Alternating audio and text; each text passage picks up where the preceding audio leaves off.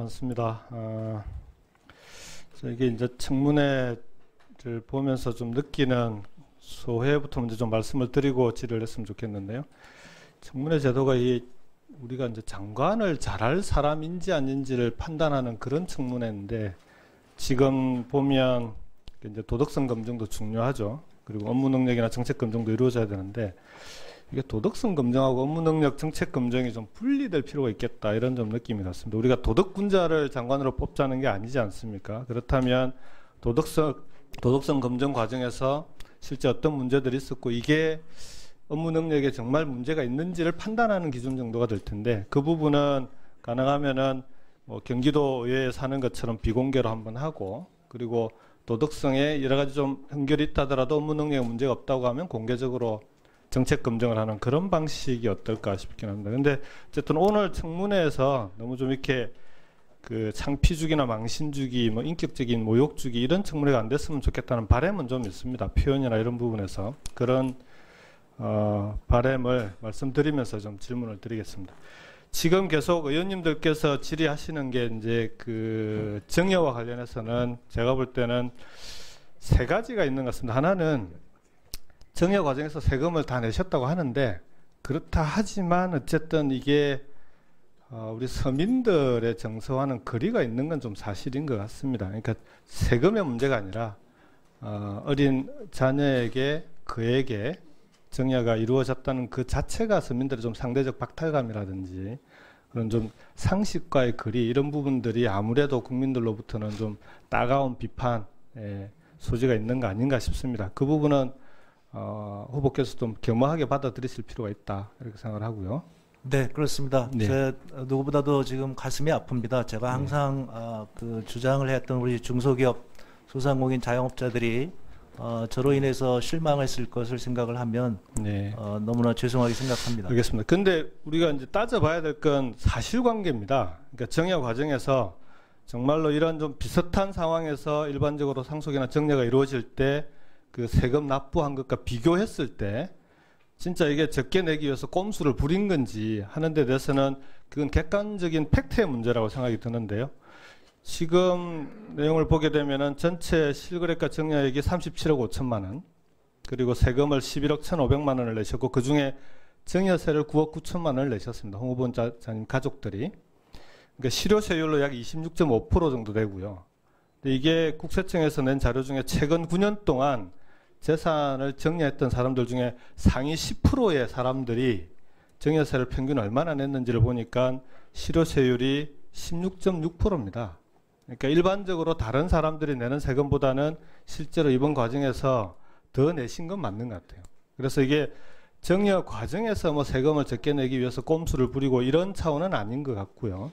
두 번째로 이제 조금 사람들이 이해가 안 되는 것 중에 하나가, 그러면 이게 이제 따님께서 세금을 낼 때 그냥 그걸 정여해주고 정여세까지 포함해서 정여해주고 깔끔하게 처리하면 될 텐데, 왜 모녀간의 금전 소비대차 계약을 맺어가지고 또 그걸 이자를 내고 하는 그런 방식을 했냐, 이제 이 부분에 대해서 사람들은 조금 의아해하는 부분이 좀 있는 것 같아요. 이 부분에 대해서는 왜 그렇게 하신 거죠? 네, 아까 말씀드렸는데요. 그 증여 방식에 대해서는 어머니께서 결정을 하신 거고요.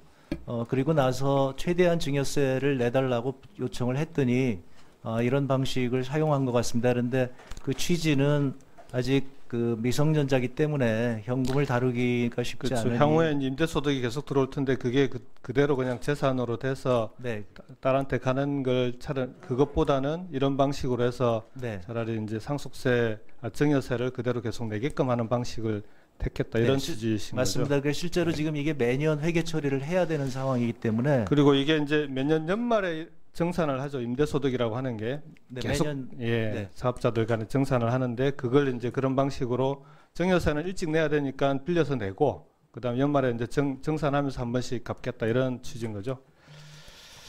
알겠습니다. 저는 그렇게 보면은 이번 정여 과정에서의 무슨 의혹이나 뭐 큰 문제가 있는 건 아닌 것 같은데, 처음에 말씀드렸던 대로 요 자체가 부의 대물림을, 그리고 상속세와 정여세 인상을 주장해왔던 후보의 그간의 은행하고의 국민들이 볼 때 약간의 괴리감 같은 걸 좀 느끼는 것 같습니다. 그 부분에 대해서는 함께 좀 지적을 드리고요.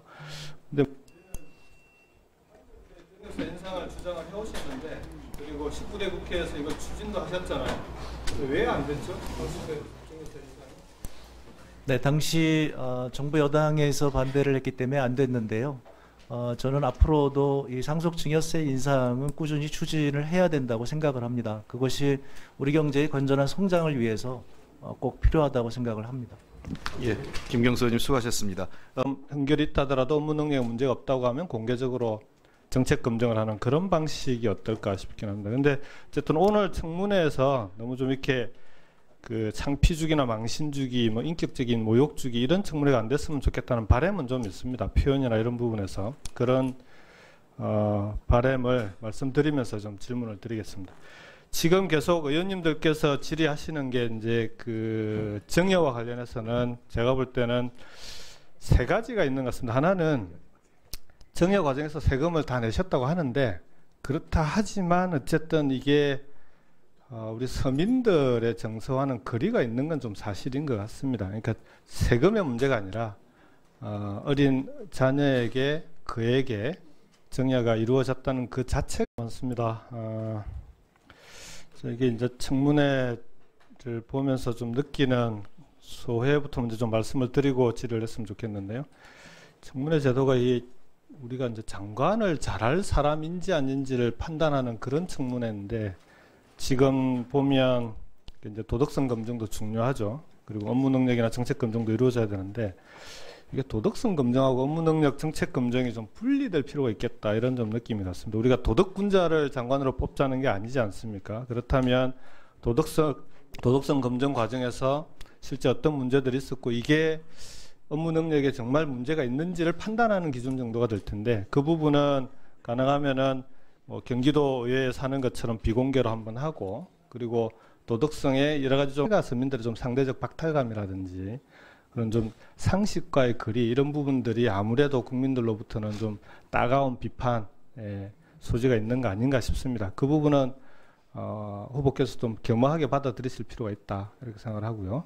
네, 그렇습니다. 네. 제 누구보다도 지금 가슴이 아픕니다. 제가 항상 그 주장을 했던 우리 중소기업 소상공인 자영업자들이 저로 인해서 실망했을 것을 생각을 하면 네. 너무나 죄송하게 생각합니다. 알겠습니다. 근데 우리가 이제 따져봐야 될 건 사실관계입니다. 그러니까 정여 과정에서 정말로 이런 좀 비슷한 상황에서 일반적으로 상속이나 정여가 이루어질 때 그 세금 납부한 것과 비교했을 때 진짜 이게 적게 내기 위해서 꼼수를 부린 건지 하는 데 대해서는 그건 객관적인 팩트의 문제라고 생각이 드는데요.